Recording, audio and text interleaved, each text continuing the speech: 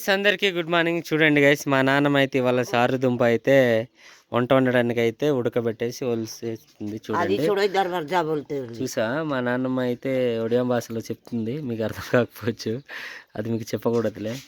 చూడండి ఎంత చక్కగా ఒలుస్తుంది. ఇదే వంట చేస్తుంది అనమాట. ఇప్పుడు మనకు మార్నింగ్ పొద్దున్నే చాలా బాగుంటుంది. చింతకాయ పులుపు వేసి అయితే వండితే సూపర్గా ఉంటుంది ఈ సారు దుంప అనేది. చూడండి చాలా బాగుంటుంది. ఎంతగామా ఎంతగానే దగ్గర సాంచ్ చూసారా, మా నాన్నమ్మ వీడియో తీస్తున్నానంటే చాలా సిగ్గుపడిపోతుంది.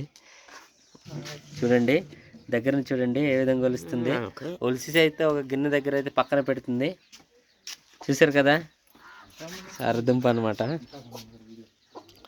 ఇంకోటి ఏంటంటే మా కోడి పిల్ల కూడా జన్మనిచ్చింది. కోడి పిల్లలకి చూడండి, మొత్తం అయితే ఈ కోడి అయితే 9 గుడ్లు పెట్టి ఉండింది. మొత్తానికి 8 పిల్లలు అయితే బయటకు వచ్చాయి. చూడండి, మా అమ్మ అయితే ధాన్యపు గింజలు ఇచ్చింది. చూసారు కదా, బియ్యం అయితే ఇచ్చింది, తినేస్తుంది చక్కగా. ఒకటైతే ఎర్రగా ఉంది, చాలా బాగుంది. మిగతావి అయితే నల్లగా ఉన్నాయి. చూస్తున్నారు కదా, చాలా బాగున్నాయి. చూడండి కోడి పిల్లలు చాలా అందంగా ఉన్నాయి కదా.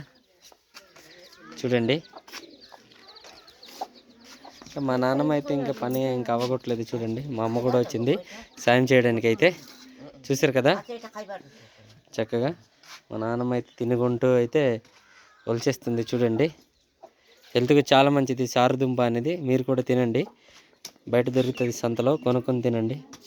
అలానే మా ఊరు వీవ్స్ చూడండి, బాగుంది కదా మా ఊరు. చక్కగా మాకు పావురాలు కూడా ఉన్నాయి. చూడండి,